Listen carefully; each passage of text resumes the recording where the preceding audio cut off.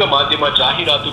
ನಮಸ್ತೆ, Belthangady police station. Sir, ನನಗೊಂದು information ಬೇಕಿತ್ತು. ಯಾರು ಇನ್ಫಾರ್ಮೇಶನ್ ಕೊಡುದಿಲ್ಲ, ಎಲ್ಲ 3 ಜನ ಸಹ ಬಂದು ಇನ್ಸ್ಪೆಕ್ಟರ್ ನಂಬರ್ ಕೊಡ್ತಿದ್ದೀರಲ್ಲ, ಒಂದು ಇನ್ಫಾರ್ಮೇಶನ್ಗೆ ಯಾರು ಇಲ್ವಾ ಬೆಳ್ತಂಗಡಿ ಸ್ಟೇಷನಲ್ಲಿ? ಹೌದು ಮೇಡಮ್, ಯಾವ್ದ್ರ ಬಗ್ಗೆ ಹೇಳಿ. ನೀವು ತುಂಬಾ ತಿಳ್ಕೊಂಡಿರ್ಬಹುದು, ಸಮಾಜದಲ್ಲಿ ದೊಡ್ಡ ವ್ಯಕ್ತಿ ಇರಬಹುದು.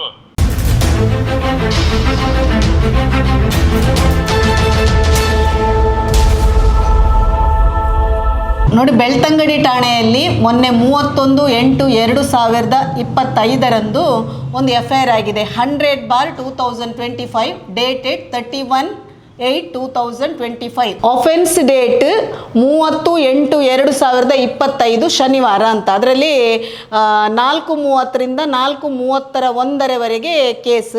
ಮತ್ತು ಇನ್ಫಾರ್ಮೇಷನ್ 31/8/2021 7:30 ಕೊಟ್ಟಿದ್ದಾರೆ. ಹಾಗೆ ಇವರು 31 ತಾರೀಕಿಗೆ ಆಗಸ್ಟ್ 31 ಒಂದು FIR ದಾಖಲಿಸಿದ್ದಾರೆ 100/2025. ಅದರಲ್ಲಿ A1 ಆರೋಪಿ ಅಕ್ಯೂಸ್ಡ್ ಗಿರೀಶ್ ಮಟ್ಟಣ್ಣ ಅವರು 1ನೇ ಆರೋಪಿ, 2ನೇ ಆರೋಪಿ ಮಹೇಶ್ ಶೆಟ್ಟಿ ತಿಮರೋಡಿ, 3ನೇ ಆರೋಪಿ ಮದನ್ ಬುಡಗಿ ಅಂತ. ಮಹೇಶ್ ಶೆಟ್ಟಿ ತಿಮರೋಡಿ 2ನೇ ಅಕ್ಯೂಸ್ಡ್ A2 ಅಂತ ಹಾಕಿದ್ದಾರೆ. ಸೌಜನ್ಯ ಹೋರಾಟ ಪ್ರಕರಣದಲ್ಲಿ ಮಹೇಶ್ ಶೆಟ್ಟಿಯನ್ನು ಹತ್ತಿಕ್ಕಲಿಕ್ಕೆ ಯಾವ ರೀತಿ ಷಡ್ಯಂತ್ರ ಮಾಡ್ತಾರೆ ಅನ್ನೋದಕ್ಕೆ ಇದೊಂದು ಉದಾಹರಣೆ. ನಾನು ಯಾಕೆ ಹೇಳ್ತೇನೆಂದರೆ, ಇದು 22 ತಾರೀಕಿನಂದು ಈ ಒಂದು ವಿಡಿಯೋ ವೈರಲ್ ಆಗಿತ್ತು. 22 ತಾರೀಕಿನಂದು ಗಿರೀಶ್ ಮಟ್ಟಣ್ಣನವರು ಮಾಧ್ಯಮಕ್ಕೆ ಬೈಟ್ ಕೊಡ್ತಾ ಇದ್ರು. ಅದರಲ್ಲಿ ಒಬ್ಬ ಮಾನವ ಹಕ್ಕು ಆಯೋಗದ ಅಧಿಕಾರಿ ಅಂತ ಪರಿಚಯ ಮಾಡಿಕೊಟ್ಟಿದ್ರು. ಎಲ್ಲ ವೈರಲ್ ಆಗ್ತಿತ್ತು. ಅಲ್ಲಿ ಮಹೇಶ್ ಶೆಟ್ಟಿ ತಿಮರೋಡಿ ಇರಲಿಲ್ಲ. ಒತ್ತಿ ಹೇಳ್ತಾ ಇದ್ದೇನೆ, 22 ತಾರೀಕಿಗೆ ಈ ಒಂದು ವಿಡಿಯೋ ವೈರಲ್ ಆದದ್ದು. ಯಾವನ ಒಬ್ಬ ಕೊಂಡೋಗಿ 30 ತಾರೀಕಿಗೆ ಕಂಪ್ಲೇಂಟ್ ಕೊಟ್ಟಿದ್ದಾನೆ. ಪ್ರವೀಣ್ KR ಅನ್ನುವಾತ ಬೆಳ್ತಂಗಡಿಯವ ಕಂಪ್ಲೇಂಟ್ ಕೊಟ್ಟಿದ್ದಾನೆ. 31ಕ್ಕೆ FIR ಆಗಿದೆ. ಬ್ರಹ್ಮಾವರದಲ್ಲಿ ಇತ್ತೀಚಿನ ದಿನಗಳಲ್ಲಿ ಮಹೇಶ್ ಶೆಟ್ಟಿಗೆ 18/8/2025 FIR ಆಗ್ತದೆ. ಆ ನಂತರ ಮಹೇಶ್ ಶೆಟ್ಟಿಯವರನ್ನು 21 ತಾರೀಕಿಗೆ ಆಗಸ್ಟಿಗೆ ಪೊಲೀಸಿನ ದಂಡೇ ಬಂದು ಕೊಂಡೋಗಿ ನ್ಯಾಯಾಲಯಕ್ಕೆ ಹಾಜರುಪಡಿಸಿ ಮಹೇಶ್ ಶೆಟ್ಟಿಯನ್ನು ಜೈಲಿಗೆ ಹಾಕ್ತಾರೆ. ಮಹೇಶ್ ಶೆಟ್ಟಿ ಅವರು 23ನೇ ತಾರೀಕಿಗೆ ಬಿಡುಗಡೆ ಆಗ್ತಾರೆ. 21ಕ್ಕೆ ಮಹೇಶ್ ಶೆಟ್ಟಿ ಅವರನ್ನು ಅರೆಸ್ಟ್ ಮಾಡಿ ಕೊಂಡೋಗಿ 23ನೇ ತಾರೀಕಿಗೆ ಮಹೇಶ್ ಶೆಟ್ಟಿಯನ್ನು ಬಿಡುಗಡೆ ಮಾಡ್ತಾರೆ. ಆದರೆ ಈ ವಿಡಿಯೋದಲ್ಲಿ ಮಾತಾಡಿದ್ದು ಗಿರೀಶ್ ಮಟ್ಟಣ್ಣವರು 22 ತಾರೀಕಿಗೆ. ಇಲ್ಲಿ ನಮ್ಮ ಪ್ರಶ್ನೆ, ಮಹೇಶ್ ಶೆಟ್ಟಿ ತಿಮರೋಡಿ ಅವರು ಎಲ್ಲಿದ್ರು? ನಾವು ಕಾನೂನಾತ್ಮಕವಾಗಿ ಮಾತಾಡಬೇಕು, ಕಾನೂನಾತ್ಮಕವಾಗಿ ಹೋಗಬೇಕು ಅಂತ ಹೇಳುವವರು ಈ ಒಂದು ಬೆಳ್ತಂಗಡಿಯ ಠಾಣಾಧಿಕಾರಿಗೆ, ಇನ್ಸ್ಪೆಕ್ಟರ್ನವರಿಗೆ ಯಾವನೋ ಒಬ್ಬ ಬಂದು ಮಾತಾಡಿದ ಕೂಡಲೇ, ಮಹೇಶ್ ಶೆಟ್ಟಿಯ ಹೆಸರು ಹೇಳಿದ ಕೂಡಲೇ ನೀವು ಯಾಕೆ ಇಷ್ಟು ಎಗರ್ತೀರಿ? ಮಹೇಶ್ ಶೆಟ್ಟಿ ತಿಮರೋಡಿಯನ್ನು ಮನೆಯಿಂದ ಕೊಂಡೋಗುವಾಗ ಇದೇ ಇನ್ಸ್ಪೆಕ್ಟರ್ ತಂಡ ಅಲ್ಲಿ ಹೋಗಿತ್ತು. ಎಷ್ಟೋ ಜನರಿಗೆ ಅಲ್ಲಿ ಕರ್ತವ್ಯದ ಅಡ್ಡಿ ಅಂತ ಕೇಸ್ ಹಾಕಿದ್ರು. ಮಹೇಶ್ ಶೆಟ್ಟಿ ತಿಮರೋಡಿಯನ್ನು ಕೊಂಡೋದು ಸಹ ಈ ಬೆಳ್ತಂಗಡಿ ಇನ್ಸ್ಪೆಕ್ಟರ್ ತಂಡ ನೋಡಿದೆ. ಆ ನಂತರ ಬಂದು ಇವರಲ್ಲಿ ಮಹೇಶ್ ಶೆಟ್ಟಿ ತಿಮರೋಡಿಗೆ 31ನೇ ತಾರೀಕಿಗೆ FIR ಹಾಕಿದ್ರೆ ಹೇಳುವಾಗ ಈ ಒಂದು ಬೆಳ್ತಂಗಡಿ ಸ್ಟೇಷನ್ ಅನ್ನು, ಈ ಪೊಲೀಸ್ ಇಲಾಖೆಯನ್ನು ನಾವು ಏನಂತ ಕರಿಬೇಕು? ಮಾನ್ಯ SP ಅವರೇ, ನಿಮ್ಮ ಗಮನಕ್ಕೆ ಹಲವು ಬಾರಿ ನಿಮ್ಮ ಆಫೀಸಿಗೆ ಬಂದು ನಾನು ಕೂತು ಮಾತಾಡಿದೆ. ಬೆಳ್ತಂಗಡಿ ಮತ್ತು ಧರ್ಮಸ್ಥಳ ಠಾಣೆಯಲ್ಲಿ ನಾವು ಹೋದರೆ ಯಾವುದೇ ಕೇಸನ್ನು ತಗೊಳ್ಳೋದಿಲ್ಲ, ಆದರೆ ಬೇರೆ ಯಾರಾದರೂ ಹೋದರೆ ಕೂಡಲೇ ಇವರು ತನಿಖೆ ಮಾಡದೆ FIR ಮಾಡ್ತಾರೆ. ನನಗೂ ಈ ರೀತಿ ಮಾಡಿದ್ದಾರೆ ಅಂತ ತುಂಬ ಸಲ ನಾನು ಹೇಳಿದೆ. ಇದೊಂದು ನಿಜವಾಗಿ ನಾವು ದಾಖಲೆ ಇಟ್ಟು ಮಾತಾಡುವಂಥದ್ದು. ಹಾಗಾದರೆ ಈ ಕೇಸಿನ ಬಗ್ಗೆ ಯಾರು ತನಿಖೆ ಆಗಬೇಕು? ಸಾಮಾನ್ಯ ಹೋರಾಟಗಾರರಿಗೊಂದು ನ್ಯಾಯ, ಈ ಇನ್ಸ್ಪೆಕ್ಟರಿಗೊಂದು ನ್ಯಾಯನಾ? ಇದು ಯಾರು ತನಿಖೆ ಆಗಬೇಕು? ನಾನು ಸರ್ಕಾರಕ್ಕೂ ಒತ್ತಡ ಆಗ್ತಾ ಇದ್ದೇನೆ, ಉಸ್ತುವಾರಿ ಸಚಿವರಿಗೂ ಗೃಹ ಇಲಾಖೆಗೂ ಒತ್ತಡ ಆಗ್ತಾ ಇದ್ದೇನೆ. ಪ್ರತಿಯೊಂದು ಸ್ಟೇಷನಲ್ಲಿ ಯಾವುದೇ ಕೇಸ್ಗಳನ್ನು ಪರಿಶೀಲನೆ ಮಾಡಿ BNS ಆಕ್ಟ್ ಪ್ರಕಾರ ಇವರಿಗೆ ಗೊತ್ತಿಲ್ಲದಿದ್ರೆ, ಕೇವಲ IPC ಮಾತ್ರ ಇವರಿಗೆ ಸೆಕ್ಷನ್ ಗೊತ್ತಿದ್ರೆ, BNS ಆಕ್ಟ್ ಪ್ರಕಾರ ಗೊತ್ತಿಲ್ಲದಿದ್ರೆ ಅವರಿಗೆ ಸ್ವಲ್ಪ 1 ವರ್ಷದ ಇನ್ಸ್ಪೆಕ್ಟರ್ಗಳಿಗೆ ಟ್ರೈನಿಂಗ್ ಕೊಡಿಸಿದ್ರ ಬಗ್ಗೆ ಮಾಹಿತಿ ಇಲ್ಲದೆ ಒಬ್ಬ ಯಾವನು ಆ ಕ್ಷೇತ್ರದಲ್ಲೇ ಇಲ್ಲದ, ಅದು ಸಹ ಮಹೇಶ್ ಅಣ್ಣ ಕಾನೂನಾತ್ಮಕವಾಗಿ ಕೊಂಡೋಗಿ ನಿಮ್ಮ ಇಲಾಖೆಯಲ್ಲೇ ಜೈಲಿಗೆ ಹಾಕಿಸಿದ್ದೀರಿ. ಜೈಲಿಗೆ ಹಾಕಿಸಿದ ಒಬ್ಬ ವ್ಯಕ್ತಿಯನ್ನು ನೀವು ಬಿಂಬಿಸಿದ ಇನ್ನೊಂದು FIR ಬೆಳ್ತಂಗಡಿಯಲ್ಲಿ ಮಾಡುವುದಾದ್ರೆ ಈ ಬೆಳ್ತಂಗಡಿ ಠಾಣೆಗೆ ಯಾರು ಕೇಳೋರಿಲ್ವಾ?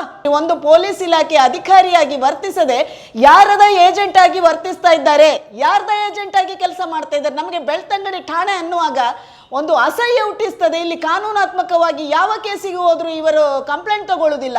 ಆದರೆ ಯಾವನದು ಒಬ್ಬ ಫೇಕ್ ಕಂಪ್ಲೇಂಟ್ ಬಂದು ತಂದು ಕೊಡುವಾಗ ಕೊಟ್ಟವನನ್ನು, ಈ ಇನ್ಸ್ಪೆಕ್ಟರ್ ಅನ್ನು ತನಿಖೆ ಮಾಡಬೇಕು. ಇವರ ಮೇಲೆ ನಾವು ಕೇಸ್ ಹಾಕಬಹುದಲ್ವಾ? ಇದು ಪ್ರಶ್ನೆ ನಮಗೆ. ಈ ಇನ್ಸ್ಪೆಕ್ಟರ್ ಏನೂ ಗೊತ್ತಿಲ್ಲದೆ ಕೇಸ್ ಹಾಕುದಾದ್ರೆ ಇವರ ಮೇಲೆ ಪ್ರಶ್ನೆ ಮಾಡುವವರು ಯಾರು? ಕಲ್ತವರಿಗೆ ಇನ್ಸ್ಪೆಕ್ಟರ್ ಆಗಿ ಒಂದು ಜವಾಬ್ದಾರಿಯಲ್ಲಿ ಕೂತ ವ್ಯಕ್ತಿಯೇ ಈ ರೀತಿ ತಪ್ಪು ಮಾಡುವಾಗ ಅವರ ಕೆಳಗಿದ್ದ ಅಧಿಕಾರಿಗಳು ಯಾವ ರೀತಿ ಕೆಲಸ ಮಾಡುವವರು? ಇವತ್ತೊಂದು ಮಹೇಶ್ ಶೆಟ್ಟಿ ತಿಮರೋಡಿ, ನಾಳೆ ಯಾರಾದರೂ ಅಸಹಾಯಕರು ಬಂದು ಇವರ ಮುಂದೆ ನಿಂತರೆ, ಯಾವನೋ ಒಬ್ಬ ದೊಡ್ಡ ವ್ಯಕ್ತಿ ಬಂದು ಈತನ ಮೇಲೆ FIR ಹಾಕಿ ಅಂತ ಹೇಳಿದ್ರೆ ಇವರು ಹಾಕ್ತಾರಾ? ಹಾಗಾಗಿ SP ಅವರೇ, ತಕ್ಷಣ ಈ ಇನ್ಸ್ಪೆಕ್ಟರ್ ಮೇಲೆ ನೀವು ಆಕ್ಷನ್ ತಗೊಳ್ಬೇಕು. ಅಲ್ಲಿದ್ದ ಪ್ರತಿ ಅಧಿಕಾರಿಗಳಿಗೂ BNS ಆಕ್ಟ್ನ ಬಗ್ಗೆ ಅವರಿಗೆ ಟ್ರೈನಿಂಗ್ ಕೊಡ್ತೀರ, ಅದನ್ನು ಮಾಡಿ. ಯಾಕೆಂದ್ರೆ ನಿಮಗೆ ಬೇಸರ ಆಗ್ಬಹುದು, ಇಲಾಖೆಯ ಬಗ್ಗೆ ಮಾತಾಡ್ತಿದ್ದಾರೆ, ಟ್ರೈನಿಂಗ್ ಕೊಡ್ಲಿಕ್ಕೆ ನಾವು ಹಿರಿಯ ಅಧಿಕಾರಿಗಳು ಇಲ್ವಾ, ಇವರು ಯಾರು ಒಬ್ರು ಹೋರಾಟಗಾರರು ಮಾತಾಡ್ತಾ ಇದ್ದಾರಂತ. ಸುಮ್ಮನೆ ಮಹೇಶ್ ಶೆಟ್ಟಿ ಮೇಲೆ ಕೇಸ್ ಆಗ್ತಾ ಹೋಗುವಾಗ ಮೊನ್ನೆ ಕೋರ್ಟಲ್ಲಿ ಸಹ ಹೇಳ್ತಾರೆ ಮಹೇಶ್ ಶೆಟ್ಟಿಯನ್ನು ರೌಡಿ ಲಿಸ್ಟಿಗೆ ಹಾಕಬೇಕು, ಅವನ ಮೇಲೆ 25 ಕೇಸ್ ಉಂಟು ಅಂತ ಹೇಳ್ತಿರಲ್ಲ. ಇಂಥ ಎಲ್ಲ ಸುಳ್ಳು ಕೇಸುಗಳನ್ನು ಹಾಕಿದ್ರೆ ಮಹೇಶ್ ಶೆಟ್ಟಿ ಮೇಲೆ 25 ಅಲ್ಲ ಇನ್ನು 50 ಹಾಕ್ಬೋದು. ಹಾಗಂತ ಮಾಡಿ ಒಬ್ಬರನ್ನು ರೌಡಿ ಅಂತ ಸೃಷ್ಟಿ ಮಾಡಬೇಡಿ. ಹೋರಾಟಗಾರರು ಹೋರಾಟವನ್ನು ನಿಜವಾಗಿ ನ್ಯಾಯಯುತವಾಗಿ ಕಾನೂನಾತ್ಮಕವಾಗಿ ಮಾಡ್ತಾ ಇದ್ದಾರೆ. ಒಂದು ವೇಳೆ ನಾವು ತಪ್ಪಿದಲ್ಲಿ ಅವರು ಬೇಕಾಬಿಟ್ಟು ನಮಗೆ ಕೋರ್ಟಲ್ಲಿ ಕೇಸನ್ನು ಹಾಕ್ತಾ ಇದ್ದಾರೆ, ನಾವು ನ್ಯಾಯಾಲಯಕ್ಕೆ ಹೋಗಿ ಆ ಕಾನೂನಿನ ಮುಂದೆ ನಾವು ನಿಂತಿದ್ದೇವೆ, ಹೋರಾಟ ಮಾಡ್ತಾ ಇದ್ದೇವೆ. ಹೀಗೆ ಸುಳ್ಳು ಕೇಸ್ ಹಾಕ್ಕೊಂಡು ಅವರ ಮೇಲೆ ರೌಡಿ ಲಿಸ್ಟ್ ಆಗುವುದು, ಗಡಿಪಾರಿಗೆ ನೀವು ಒತ್ತಡ ಹಾಕುವುದು, ಇದನ್ನು ಮಾಡಬೇಡಿ. 25 ಅಲ್ಲ, ಇನ್ನು ಮುಂದೆ ನಮ್ಮ ಮೇಲೂ ಆಗ್ಬೋದು 25 ಕೇಸುಗಳು ಹೀಗೆ ಮಾತಾಡಿದರೆ. ಹಾಗಾಗಿ ನಾನು ಜವಾಬ್ದಾರಿಯುತ SP ಅವರಲ್ಲಿ ನಾನು ಮನವಿ ಮಾಡ್ಕೊಳ್ಳೋದು, ಇಂಥ ಒಂದು ಅಧಿಕಾರಿಗಳು ನನಗೆ ಗೊತ್ತಿಲ್ಲ ಯಾವ ರೀತಿ ಟ್ರೈನಿಂಗ್ ಪಡ್ಕೊಂಡು ಬಂದಿದ್ದಾರೆ, ಯಾವ ಸೆಕ್ಷನ್ಗಳನ್ನು ಇವರು ಓದಿದ್ದಾರೆ ನನಗೆ ಗೊತ್ತಿಲ್ಲ. ಇಲ್ಲ ಸಲ್ಲದ ಒಂದು ಕೇಸುಗಳನ್ನು FIR ಹಾಕ್ಕೊಂಡು ಇಡೀ ದಿವಸ ಇವರ ಮೇಲೆ ಆ FIR, ಇವರ ಮೇಲೆ ಈ FIR.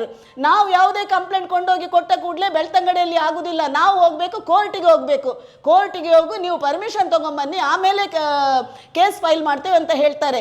ಇಲ್ಲಿ ಯಾರು ಕೋರ್ಟಿಗೆ ಹೋಗುದಿಲ್ಲ. ಸಾಮಾನ್ಯ ಒಬ್ಬ ವಿಡಿಯೋ ತಂದು ತೋರಿಸಿದ ಕೂಡಲೇ ಮಹೇಶ್ ಶೆಟ್ಟಿ ಆ ವಿಡಿಯೋದಲ್ಲೂ ಇಲ್ಲ, ಮಹೇಶ್ ಶೆಟ್ಟಿ ಊರಲ್ಲೂ ಇಲ್ಲ. ನೀವೆಲ್ಲರೂ ಕೊಂಡೋಗಿ ಮಹೇಶ್ ಶೆಟ್ಟಿಯನ್ನು ಜೈಲಲ್ಲಿ ಆಗಿದ್ಮೇಲೆ ಮಹೇಶ್ ಶೆಟ್ಟಿ A2 ಆರೋಪಿ ಹೇಗೆ ಆಗಿದ್ದಾರೆ ಅನ್ನೋ ಪ್ರಶ್ನೆ ನಿಮ್ಮ ಆ ಪೊಲೀಸ್ ಅಧಿಕಾರಿ ಹತ್ರ ಕೇಳಬೇಕು SP ಅವರೇ.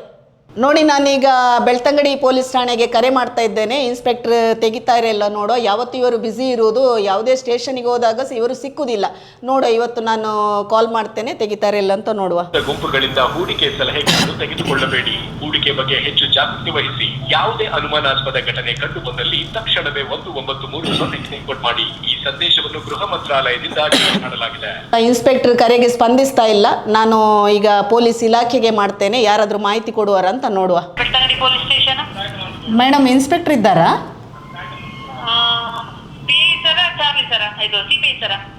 ನನಗೆ ಇನ್ಸ್ಪೆಕ್ಟರ್ ಯಾರು? ಇಲ್ಲಿ ನಮ್ಮದು ಸುಬ್ಬಾಪುರ ಮಠ ಅಂತ. ಹೌದು, ಇದ್ದಾರಾ? ಇದ್ದಾರಾ? ಇಲ್ಲ ಮೇಡಮ್, ಅವರು ಹೊರಗಡೆ ಹೋಗಿದ್ದಾರೆ ಮೇಡಮ್. ನನಗೆ ಒಂದು ಮಾಹಿತಿ ಬೇಕಿತ್ತು. ಹೇಳಿ ಮೇಡಮ್. ತಾವು ಯಾರು ಮೇಡಮ್? ನಾನು ಪ್ರಸನ್ನ ರವಿ, ಸೋಷಲ್ ವರ್ಕರ್. ಹೇಳಿ ಮೇಡಮ್. ಮೊನ್ನೆ ಅಲ್ಲಿ ಒಂದು 31 ತಾರೀಕಿಗೆ ಆಗಸ್ಟಿಗೆ ಒಂದು FIR ಆಗಿದೆ 100/2025. ಅದು ಯಾರು ಅಯ್ಯೋ ಅಂತ ಬೇಕಿತ್ತು ನನಗೆ.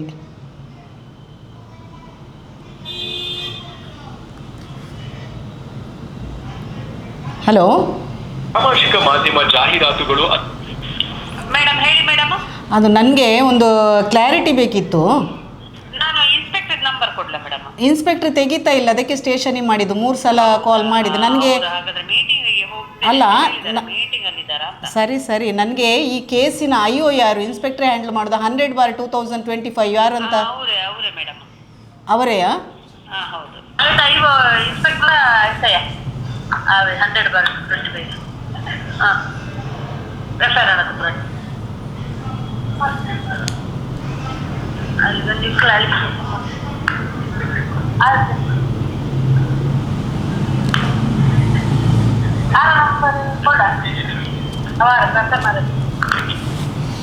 Hello madam. ಹೇಳಿ ಮೇಡಮ್.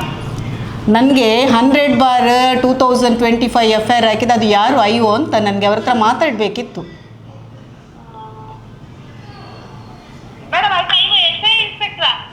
ನನಗೆ ಆ ಕೇಸ್ ಹ್ಯಾಂಡಲ್ ಮಾಡೋ ಇನ್ಸ್ಪೆಕ್ಟರ್ ಕಾಲ್ ತೆಗಿತಾ ಇಲ್ಲ. ಅದು ಹೌದೌದು, ಈ ಕೇಸ್ ಇನ್ಸ್ಪೆಕ್ಟರ್ ಎಲ್ಲ ಮಾಡೋದಿಲ್ಲಲ್ಲ, ಈ ಕೇಸ್ ಹ್ಯಾಂಡಲ್ ಮಾಡೋ ಅಯ್ಯೋ ಯಾರು, SI ಅವರು ಯಾರು ಅಂತ.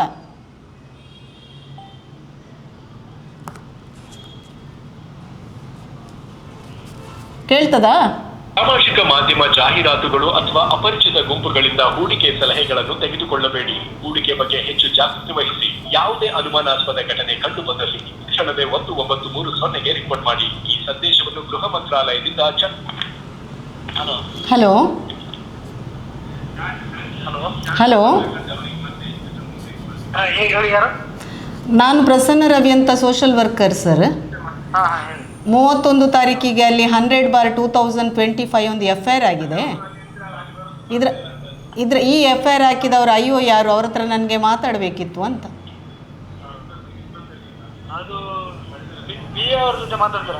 ಅಲ್ಲ, ನನಗೆ ಯಾರು ಸಾಗ್ಬೋದು, ಮಾಹಿತಿ ಕೊಟ್ಟರೆ ಸಾಕು ಸರ್. ನಂಬರ್ ತಗೊಳ್ಳಿ, 948080 9480 ಹಾಂ 5370. ಇದು ಯಾರು? ಅದು ಸುಬ್ಬಾಪುರ ಸರ್. ಅವರು ಕಾಲ್ ತೆಗಿತಿಲ್ಲ, ಅದಕ್ಕೆ ನಾನು ಸ್ಟೇಷನಿಗೆ ಕಾಲ್ ಮಾಡಿದ. ಈಗ ಅವರು ಬೇರೆ ಎಲ್ಲಾದರೂ ಕೆಲಸದಲ್ಲಿ ಅಲ್ಲ, ಈಗ ಕೇಸಸ್ FIR ಹಾಕಿದ್ದು ಎಲ್ಲ ಮಾಹಿತಿ ಇನ್ಸ್ಪೆಕ್ಟ್ರೇ ಅಥವಾ ಬೇರೆ ಯಾರಿಗೆ ಜವಾಬ್ದಾರಿ ಇರುವುದಿಲ್ವಾ ಕೇಳುದು. ಯಾಕೆಂದರೆ ಅದು ಯಾರು ಹ್ಯಾಂಡಲ್ ಮಾಡಿದಂತ ಅಲ್ಲಿ ಸಿಗ್ನೇಚರ್ ಅಲ್ಲದೆ ಹೆಸರು ಕಾಣ್ತಾ ಇಲ್ಲ. ಅದಕ್ಕೆ ಮಾಧ್ಯಮ ಜಾಹೀರಾತು. ನಮಸ್ತೆ, ಬೆಳ್ತಂಗಡಿ ಪೊಲೀಸ್ ಸ್ಟೇಷನ್. ಸರ್, ನನಗೊಂದು ಇನ್ಫಾರ್ಮೇಷನ್ ಬೇಕಿತ್ತು. ಯಾರು ಇನ್ಫಾರ್ಮೇಷನ್ ಕೊಡೋದಿಲ್ಲ, ಎಲ್ಲ 3 ಜನ ಸಹ ಬಂದು ಇನ್ಸ್ಪೆಕ್ಟ್ರ್ ನಂಬರ್ ಕೊಡ್ತಿದ್ದೀರಲ್ಲ. ಒಂದು ಇನ್ಫಾರ್ಮೇಷನ್ಗೆ ಯಾರು ಇಲ್ವಾ ಬೆಳ್ತಂಗಡಿ ಸ್ಟೇಷನಲ್ಲಿ? ಹೌದು ಮೇಡಮ್, ಯಾವುದ್ರ ಬಗ್ಗೆ ಹೇಳಿ. ನಾನು 3ನೇ ಸಲಿಗೆ 4ನೇ ವ್ಯಕ್ತಿಗೆ ಕೇಳುದು. ಈಗ 100/2000 ನಮಗೆ ಊರ್ನಾಲ್ಕು ಒಂದು 5-6 ಜನ ಪಿಡಿಚನ್ನವರು ಬಂದಿದ್ದಾರೆ.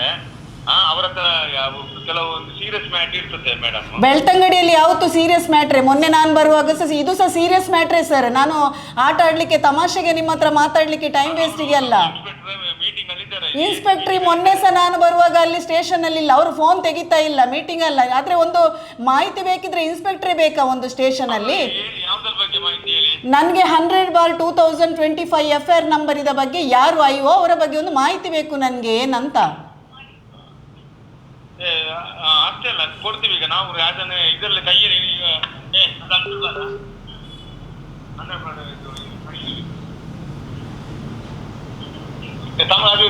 ಇದ್ದಬೇಕಿತ್ತು ಅದರಲ್ಲಿ ಹೇಳಿ. ಅಯ್ಯೋ ಯಾರಂತೇಳಿ ಅಲ್ಲ, ಐಒಸ್ ಇರಲಿ. ಮತ್ತೆ ನೀವು ಇದ್ರ ಬಗ್ಗೆ ಮಾಹಿತಿ ಕೊಡೋದಾದ್ರೆ ನನಗೇನು ಪ್ರಾಬ್ಲಮ್ ಇಲ್ಲ, ತಗೊಳ್ತೇನೆ. ಇನ್ಸ್ಪೆಕ್ಟರ್ ಅಲ್ಲ, ನಿಮಗೆ ನಾನು ಪೊಲೀಸ್ ಆಗಿ ಕೇಳೋದು ಈ ಕೇಸಿನ ಬಗ್ಗೆ ಅಲ್ಲ. ನನ್ನ ಮೇಲೆ ಒಬ್ಬರು ಈಗ ವಿಡಿಯೋ ಮಾಡಿದಂಥ ಒಂದು ಶಾಂತಿಭಂಗ ಅಂತ ಕೇಸ್ ಕೊಡ್ತಾರೆ. ನಾನು ಊರಲ್ಲೇ ಇರಲಿಲ್ಲ, ಆಗ ಅಲ್ಲಿ FIR ಹಾಕ್ಬೋದಾ ಅಂತ ಕೇಳೋದು.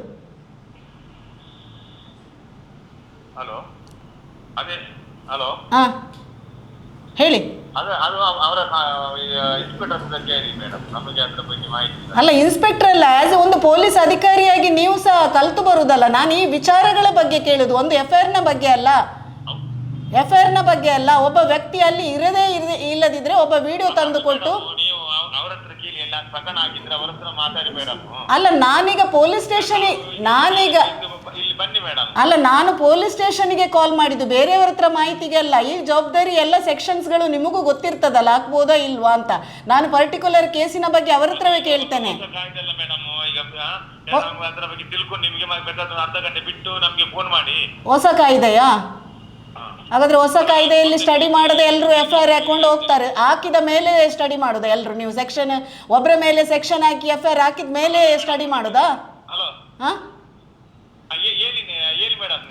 ಏನಿಲ್ಲ, ನಾನು ಮಾತಾಡಿ ಅಂತ ಹೇಳಿದಲ್ಲ ಮೇಡಮ್ ತಮ್ಮ ಹತ್ರ. ಅಲ್ಲ, ನಾನು ಹೇಳುದು ನೀವೊಂದು ಸ್ಟೇಷನಲ್ಲಿದ್ದು ಬೇಸಿಕ್ ನಾಲೆಜು ನಿಮಗೆ ಇಲ್ವಾ? ನಾನು ಈ ಕೇಸಿನ ಬಗ್ಗೆ ಕೇಳುದಲ್ಲ.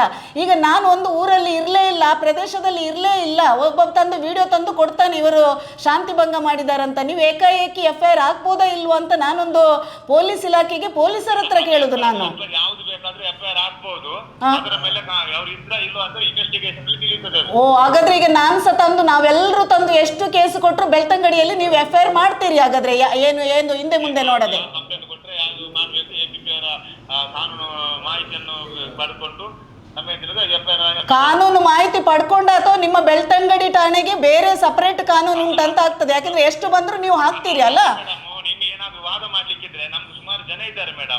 ನಾನು ವಾದ ಅಲ್ಲ ರೀ, ನಾನು ವಾದ ಅಲ್ಲ. ನೀವು ಪೊಲೀಸ್ ಇಲಾಖೆ ಒಂದು ತುಂಬಾ ತಿಳ್ಕೊಂಡಿರ್ಬಹುದು, ಸಮಾಜದಲ್ಲಿ ದೊಡ್ಡ ವ್ಯಕ್ತಿ ಇರಬಹುದು, ಆದ್ರೆ ನೀವು ನೀವು ಕೇಳುವ ಪದೇ ಪದೇ ಕೇಳ್ತೀರ ಡಾಕ್ಟರ್, ನೀವು ನೋಡಿ ಇಲ್ಲಿ station ಗೆ. ಸಮಾಜದ ವ್ಯಕ್ತಿ ಹೇಳಿ ನಾನು ಕೇಸಿನ ಬಗ್ಗೆ ಹಾಸ್ಪಿಟಲಿಗೆ ಶಾಲೆಗೆ ಕಾಲ್ ಮಾಡ್ಲಿಕ್ಕೆ ಆಗುದಿಲ್ಲ.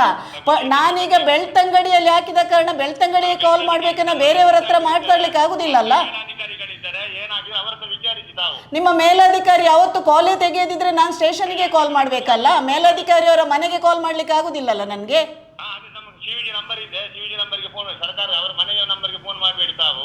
ನಾನು ಅವರದೇ ನಂಬರ್ ಅಲ್ಲ, 9480805370 ಅವರದೇ ಅಲ್ಲ. ಸಮ್ಮತವಾಗಿ ಬಂದ್ರೆ ನಮಗೆ ಕಂಪ್ಲೇಂಟ್ ತೆಗೆದು ಯಾವುದು ಎಫ್ಐಆರ್ ಮಾಡಬಹುದು. ತಾವ್ಯಾರು ಮಾತಾಡುದು?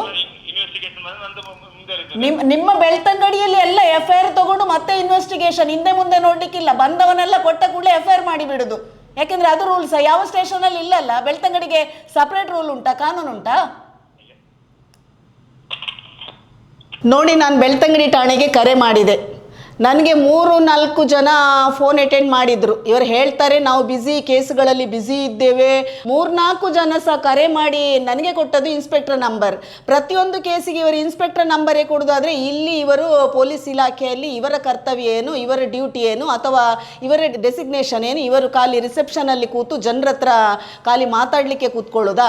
ಯಾರಿಗೂ ಈ ಕೇಸ್ನ ಬಗ್ಗೆ ಕ್ಲಾರಿಟಿ ಇಲ್ಲ. ನೋಡಿ, ಮಾತಾಡುವಾಗ ಹೇಳ್ತಾ ಇದ್ದಾರೆ ನಮಗೆ ಯಾವ ರೀತಿಯಲ್ಲಿ FIR ಹಾಕ್ಬೋದು, BNS ಆ್ಯಕ್ಟ್ನ ಬಗ್ಗೆ ಕ್ಲಾರಿಟಿ ಇಲ್ಲ ಅಂತ ಹೇಳುವವರು ಪುನೊಮ್ಮೆ ಹೇಳ್ತಾರೆ ಯಾರು ಬಂದರೂ ನಮಗೆ FIR ಹಾಕ್ಬೋದು. ನಾನು ಪ್ರಶ್ನೆ ಕೇಳೋದು ಪೊಲೀಸ್ ಇಲಾಖೆಗಳಲ್ಲಿ ಕಾನೂನಾತ್ಮಕವಾಗಿ ಒಂದು FIR ಹಾಕಿದ ಮೇಲೆ ಅವರ ಮೇಲೆ ಕೇಳಬೇಕು ವಿನಃ ಈ ಮನುಷ್ಯ ಒಂದು ಪೊಲೀಸ್ ಅಧಿಕಾರಿ, ಅವರು ಯಾರಂತ ಗೊತ್ತಿಲ್ಲ, ನಾಳೆ ವಿಚಾರಿಸ್ತೇನೆ ಹೋಗಿ. ಇವರು ಹೇಳೋದು ನಮ್ಮ ಹತ್ರ ನೀವೆಲ್ಲ ದೊಡ್ಡವರು ಕಲ್ತವರು, ಹಾಗಾದರೆ ಪೊಲೀಸ್ ಸ್ಟೇಷನಲ್ಲಿ ಇಂಥ ಪೊಲೀಸರನ್ನು ಇಟ್ಟರೆ ಸಾಮಾನ್ಯ ಜನರು ಹೋದರೆ ನ್ಯಾಯ ಸಿಕ್ಬೋದಾ? ನಾವು ಕೆಲವು ವಿಷಯಗಳಲ್ಲಿ ಸೆಕ್ಷನ್ಗಳು ಗೊತ್ತಲ್ಲಿದ್ರೆ ಇವರ ಹತ್ರ ಕೇಳ್ಬೋದು ಅಥವಾ ಪೊಲೀಸ್ ಇಲಾಖೆಯಲ್ಲಿ ಕೇಳಬೇಕು ವಿನಃ ನಾನು ಬೇರೆ ಯಾವುದೇ ಕಚೇರಿಗಳಲ್ಲಿ ಹೋಗಿ BNS ಆ್ಯಕ್ಟ್ನ ಬಗ್ಗೆ FIRನ ಬಗ್ಗೆ ಮಾತಾಡಲಿಕ್ಕೆ ಆಗುದಿಲ್ಲ. ಇಂಥ ಒಂದು ಉತ್ತರ ಕೊಡುವ ಪೊಲೀಸ್ ಇಲಾಖೆಯಲ್ಲಿ ಅಧಿಕಾರಿಗಳು ಇದ್ದರೆ ಇವರು ಯಾವ ರೀತಿಯಲ್ಲಿ ಅಲ್ಲಿ ಬೆಳ್ತಂಗಡಿಯಲ್ಲಿ ಕೂತು ಜನಸಾಮಾನ್ಯರ ಕೇಸ್ ಹ್ಯಾಂಡಲ್ ಮಾಡ್ತಾರೆ ಅನ್ನೋದು ಈಗ ತಮ್ಗೆಲ್ಲರಿಗೂ ಈಗ ಗೊತ್ತಾಗಿದೆ. ನಾವು ಇನ್ನು ನೇರವಾಗಿ ಪ್ರತಿಯೊಂದು ಕೇಸುಗಳನ್ನು ಬೆಳ್ತಂಗಡಿ ಠಾಣೆಗೆ ಕೊಂಡೋಗ್ತೇವೆ. ಒಂದು ವೇಳೆ ಇವರು FIR ಮಾಡಲಿಲ್ಲ, ಇವರ BNS ಆ್ಯಕ್ಟ್ ಅಡಿಯಲ್ಲಿ ಇವರ FIR ಮಾಡಿ ತನಿಖೆ ಮಾಡಲಿಲ್ಲ, ಮುಂದೊಂದು ದಿನ ನಾವು ಮಹಿಳೆಯರು ಎಲ್ಲ ಹೋಗಿ ಬೆಳ್ತಂಗಡಿಯ ಠಾಣೆ ಮುಂದೆ ಕೂತ್ಕೊಳ್ತೇವೆ. ಇದಂತೂ ಸತ್ಯ.